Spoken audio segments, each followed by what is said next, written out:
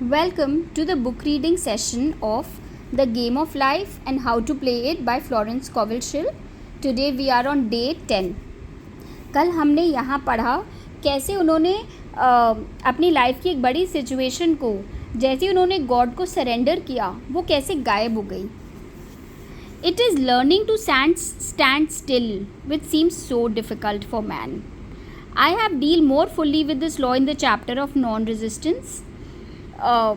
इस मदर और डॉटर की स्टोरी से हमें ये सीखने को मिली कि हम ना बहुत ज़्यादा हाथ पैर मारना स्टार्ट कर देते हैं कोई भी सिचुएशन आते ही.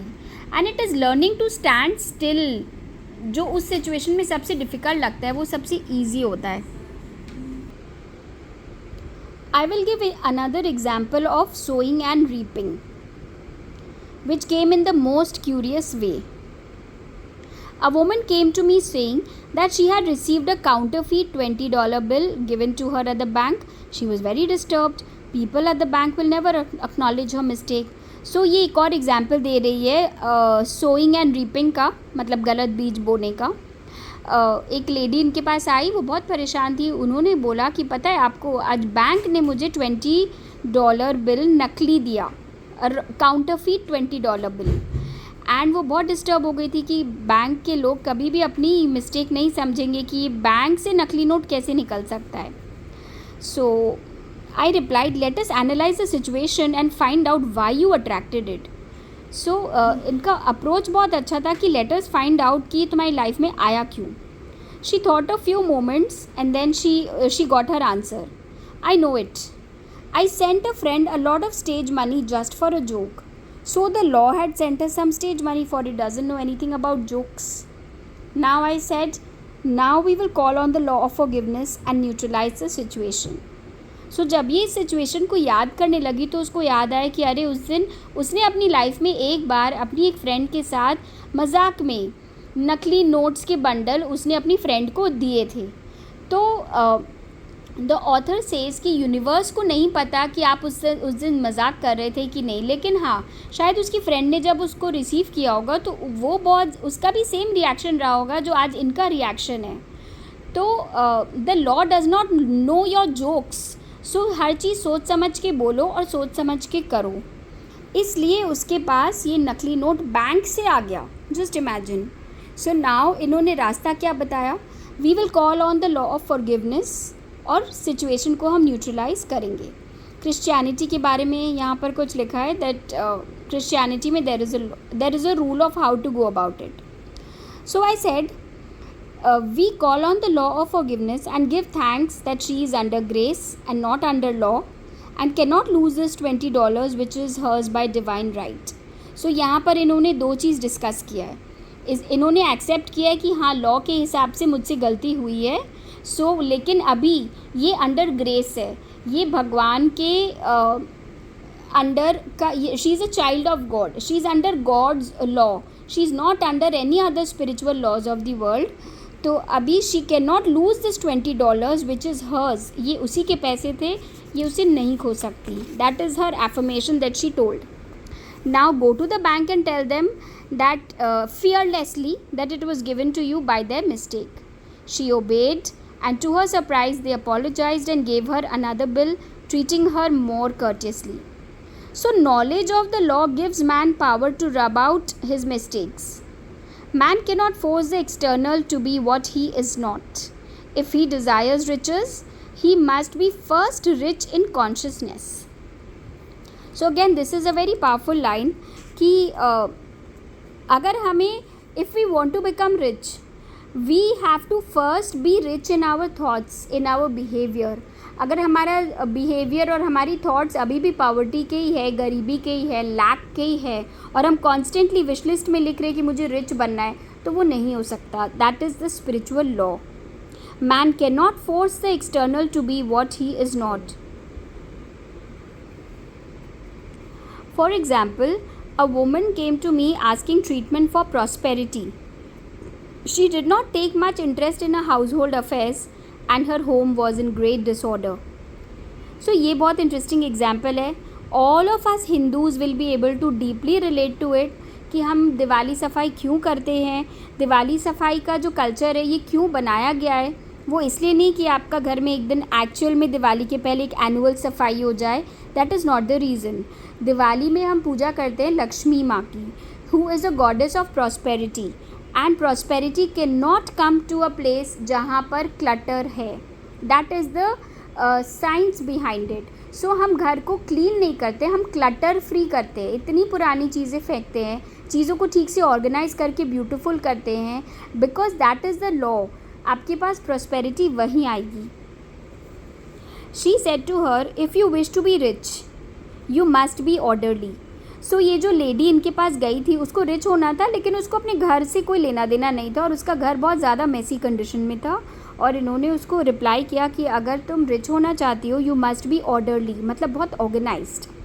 All man with great wealth are orderly and order is heaven's first law. Heaven का फर्स्ट लॉ है ढंग से ऑर्गेनाइज्ड होकर प्लान रहना. आप अपने नोट्स को कैसे रखते हैं, अपने मनी को कैसे रखते हैं. अगर आप अपने बैग में डंप करके रखते हैं, अपनी अलमारी को डंप करके रखते हैं, चीज़ों को मेसी रखते हैं, so that is going to be the reality of your life. So heaven का फर्स्ट लॉ है to be orderly. I added, you will never become rich with a burnt match in the pincushion. मतलब अगर आपके घर की upholstery neat and clean नहीं है, आप कैसे रिच बनोगे. She had a good sense of humour. She started immediately.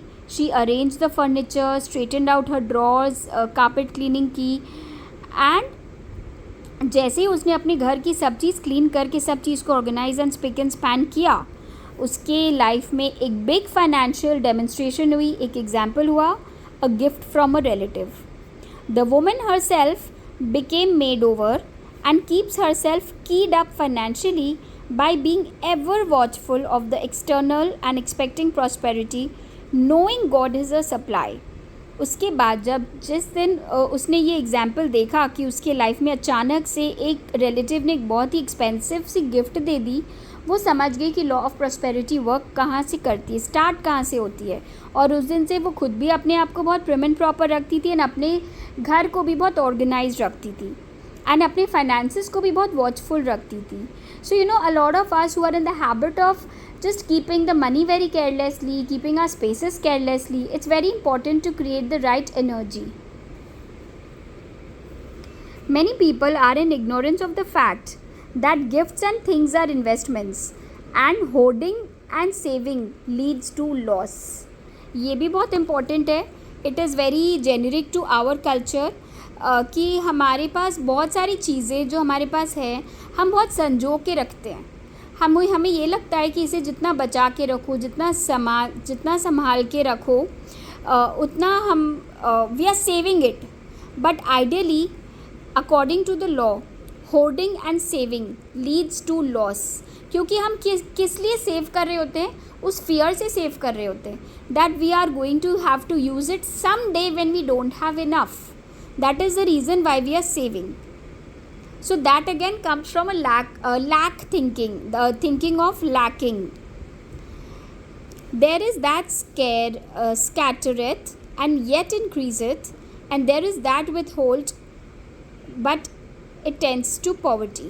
So ये basically ये जो quotation है from the Bible, ये इसका मतलब है कि जितने चार हाथ से आप लोगों को चीज़ें बांटेंगे, जितनी अपनी हैप्पीनेस शेयर करेंगे, अबंडेंस शेयर करेंगे, अगर आपके पास व्हाटएवर आपके पास है आप जितना लोगों में उसको डिस्ट्रीब्यूट करेंगे, उतनी ज़्यादा आपकी अबंडेंस बढ़ेगी. और जितना आप उसको बचा बचा के संजो के अपनी अलमारी में रखेंगे, उतनी ज़्यादा आपकी लाइफ में पॉवर्टी बढ़ेगी, गरीबी बढ़ेगी. So be aware, be a very conscious decision maker कि आपको अपने रिचेस को एंजॉय कैसे करना है. जितना आप उसको स्कैटर करेंगे उतना आप बढ़ेंगे, जितना आप उसे सेव करेंगे उतना आप कम उसकी कमौती होगी. For example, I knew a man who wanted to buy a fur-lined overcoat. He and his wife went to various shops, but there was none he wanted. He said they were all too cheap looking. At last he was shown one. The salesman said it was valued at $1,000, but which the manager would sell him for $500, as it was late in the season. His financial possessions amounted to $700. The reasoning mind would have said, You can't afford to spend nearly all that you have on a coat. But he was very intuitive and he never reasoned. He returned to his wife and said, "If I get this coat, I'll make a ton of money." So his wife consented weakly. About a month later, he received a $10,000 commission. The coat made him feel rich. It linked him with success and prosperity. Without the coat, he would not have received the commission. It was an investment paying large dividends. This is a very simple story about a man जिसको कुछ ख़रीदना था but वो उसके budget के beyond थी. But उसके मन में ये आ गया था कि मैं ये कोट पहन के बहुत रिच फील करने वाला हूँ, मैं रिच होने वाला हूँ. तो he somehow convinced his wife कि हमारे पास इतने ही पैसे हैं but please let me buy this coat and because this coat is going to make me rich, I make a ton of money. तो उसकी वाइफ भी अग्री कर गई एंड बिकॉज उसका बिलीफ सिस्टम इतना स्ट्रॉन्ग था कि ये कोट पहनते ही मैं रिच होने वाला हूँ, तो वैसा ही हुआ. तो हम लोग ये गेम ऑफ लाइफ वाली बुक में यही तो सीख रहे हैं, अपने दिमाग को राइट प्रोग्रामिंग करना, अपनी थॉट्स को राइट वे में लेके जाना. The coat made him feel so rich. उसने इतना ज़्यादा रिच फील करना स्टार्ट कर दिया कि अबंडेंस, प्रॉस्पेरिटी, सक्सेस वाले सारे चैनल्स उसकी लाइफ के लिए हमेशा के लिए खुल गए. सो वो जो उसने अपने जो पूरे पैसे ख़त्म किए उस कोट के ऊपर, वो उसकी एक इन्वेस्टमेंट थी जिससे उसे बहुत लार्ज रिजल्ट्स मिले. If man ignores these leadings to spend और to give, the same amount of money will go in an uninteresting or unhappy way. ये भी बहुत इंटरेस्टिंग सी पॉइंट है कि अगर हम सपोज़ हमने अपना मन मार के या किसी को देने की इच्छा हुई पर उस समय हमने वो पैसे उसको नहीं दिए, तो वो पैसे आपके जाएंगे लेकिन बहुत अनइंटरेस्टिंग, या किसी बीमारी में चले गए या किसी चोरी की वजह से चले गए, वो पैसे उस वे में आपसे जाएंगे पर वो जाएंगे ज़रूर. सो इट्स बेटर कि जब आपको इच्छा करे किसी को स्पेंड करने का, किसी को देने का, आप इमीडिएटली दे दीजिए. बिकॉज जैसे ही आपने सोच लिया वो मनी उसके एनर्जी तरीके से वो उसका हो चुका है, लेकिन आपने उसको फिर भी बचा के रखा है, तो वो यूनिवर्स आपसे किसी भी और रूप में ले ही लेगा. For example, a woman told me on Thanksgiving she informed a family that they could not afford a Thanksgiving dinner. She had the money but decided to save it. A few days later, someone entered her room and took from the bureau drawer the exact amount the dinner would have cost. The law always stands back of the man who spends fearlessly with wisdom. So again, ये कौन सी example है कि एक lady ने, उसके पास पैसे थे dinner के, पर उसने अपनी फैमिली को मना कर दिया कि मेरे पास पैसे नहीं है, इसलिए इस बार ये थैंक्स गिविंग डिनर हम नहीं करेंगे. और उसने वो पैसे बचा लिए, लेकिन एक्चुअल में वो नहीं बचा पाई. थोड़े दिनों बाद वो पैसे उसके चोरी हो गए. The law always stands back of the man जो फियरलेसली स्पेंड करता है लेकिन विजडम के साथ. आप फियरलेसली स्पेंड कर रहे हो, फूलिश बन के वो भी नहीं करना है. It's very very tricky over here to understand that you have to, the law will always respect a person who is spending fearlessly लेकिन वाइज डिसीजंस लेके.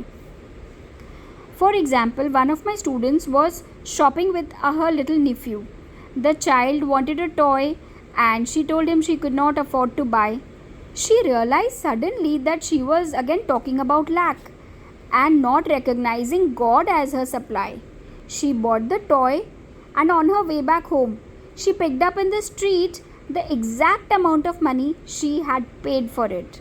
ये एक और बहुत ब्यूटीफुल एग्जाम्पल है कि एक लेडी जो एक बच्चे को टॉय दिलाने के लिए मना कर रही थी क्योंकि उसे लग रहा था बहुत एक्सपेंसिव है, उसने तुरंत रियलाइज़ किया कि अरे ये मैं क्या सोच रही हूँ, of course I can afford it, ये नहीं है expensive, late me by the toy. और उसने इमीडिएटली अपनी थॉट को चेक किया and she bought the toy. और उसी दिन घर जाते वक्त उसको रास्ते पर पड़ा हुआ वो एग्जैक्ट सेम अमाउंट उसे मिला. Can you imagine how this law works? Man's supply is inexhaustible and unfailing when fully trusted, but faith or trust must precede the demonstration. मतलब ये इस बुक में कितनी बार ये लाइन आ चुकी है कि मैन की सप्लाई, हमारे लाइफ में प्रॉस्पेरिटी, अबंडेंस इतनी ज़्यादा है, पूरी भरी हुई है. Faith is the substance of things hoped for the evidence of things not seen.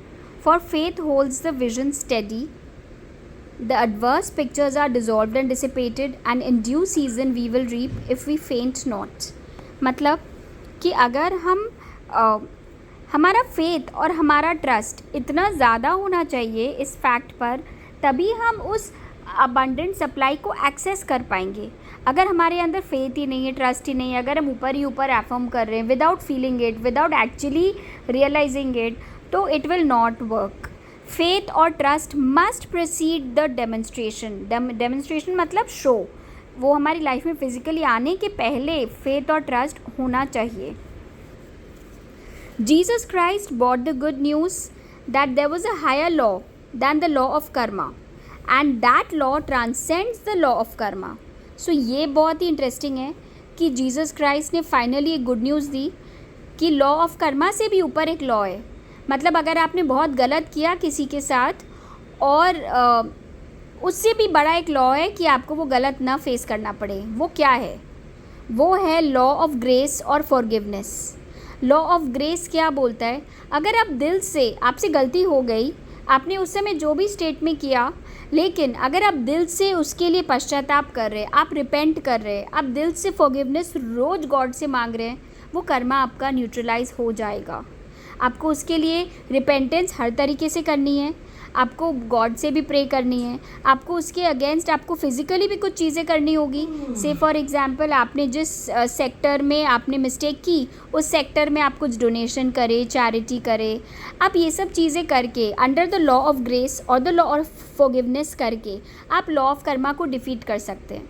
पर इसका कैच वर्ड क्या है? आपकी डिज़ायर जेन्युइन होनी चाहिए. वो डिफरेंस गॉड को भी पता है, और यूनिवर्स, गॉड जो भी हैं, वो इसको आइडेंटिफाई कर सकते हैं कि there is a difference between this, कि ये इंसान फेक कर रहा है कि ये रियल है. This law frees man from the law of cause and effect, the law of consequence. ये एक लॉ है. दिल से फॉरगिवनेस मांगना, दिल से पश्चाताप करना कि हाँ मुझसे गलती हुई और अब मैं रेडी हूँ, आप जो सज़ा देंगे मैं रिपेंट करने को रेडी हूँ. That is the stage where आपकी कर्मा न्यूट्रलाइज हो सकती है. आपको उसके लिए थोड़े एक्शंस करने पड़ेंगे. We are told on this plane man reaps where he has not sown, the gifts of God are simply poured out upon him.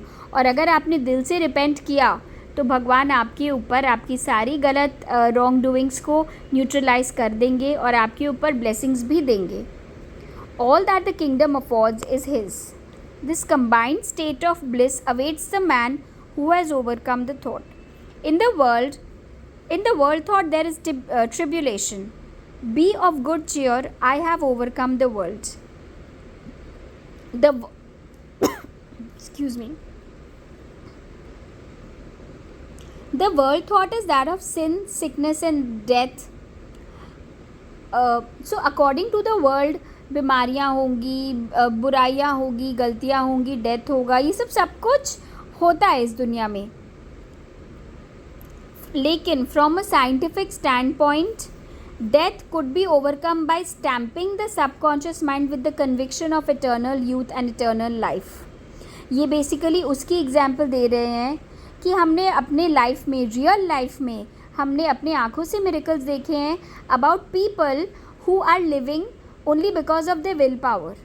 हमने ऐसा देखा है कि नहीं कि कुछ लोग हैं, मेडिकली डॉक्टर्स ने जवाब दे दिया है, लेकिन या कुछ ऐसे लोग हैं जिन्होंने बहुत ही डिफ़िकल्ट, जानलेवा बीमारी, लाइफ थ्रेटनिंग डिसीज़ेस को अपनी लाइफ में रिवर्स कर दिया है. वो लोग ने कैसे किया? क्या ये हम लोग क्या ये बोल सकते हैं कि no he got lucky? No, it is not luck. और लकी होता तो एक या दो जन होता. हमारे पास minimum, if all of us talk about such people, हम लोग ही एक ग्रुप मिलाकर we can list down 100 people जिन्होंने एक डिफ़िकल्ट सिचुएशन, डिफ़िकल्ट बीमारी, डिफ़िकल्ट चीज़ को अपनी विल पावर के थ्रू ओवरकम कर लिया. तो ये डेफिनेटली अगर 100 एग्जाम्पल है तो मतलब ये कोई लॉ के अंडर वर्क कर रहा है. इन्होंने अपने सबकॉन्शियस माइंड को बिलीव करा दिया अपनी विल पावर के ऊपर, ये बीमारी को डिफीट करके ये ठीक हो गए. है ना ऐसे एग्जाम्पल्स हम सब के पास. सो प्लीज़ उनसे कुछ सीखिए. This book is only telling us about these people कि you can defeat your subconscious mind. आप अपनी सिचुएशन को पूरा यू टर्न कर सकते हैं राइट थॉट से. द सबकॉन्शियस माइंड क्या है? It is power without direction. ये हमने एकदम शुरू के चैप्टर में ही पढ़ा था कि एक कॉन्शियस माइंड होता है, एक सब कॉन्शियस होता है, एक गॉड कॉन्शियसनेस होती है. 3 तरीके के माइंड्स होते हैं और सब कॉन्शियस माइंड की खुद की कोई दिशा नहीं होती. It carries out orders without questioning. तो अगर हम ये थॉट क्रिएट करके सो रहे हैं कि मैं एब्सोल्युटली हेल्दी हूँ, तो हम एब्सोल्युटली हेल्दी ही उठेंगे. Working under the direction of the super conscious, the रेसरेक्शन of the body would be accomplished. हमने बहुत सारे ऐसे मिरेकल्स भी देखे हैं कि वो इंसान डॉक्टर्स हॉस्पिटल्स में देखा है कि वो इंसान चला गया है, डॉक्टर्स ने बोल दिया है, लेकिन फिर उनमें लाइफ आ गई. हुआ है ना ऐसे कुछ एक केसेस भी हम सब ने सुना है या देखे हैं या जानते हैं. तो ये क्या है? ये सुपर कॉन्शियस माइंड की पावर है. Man would no longer throw off his body in death. It would be transformed into the body electric. The Christianity is founded upon the forgiveness. Okay, so we will not go into this. This is very deep. So it's basically a simple understanding, and we are going to stop here.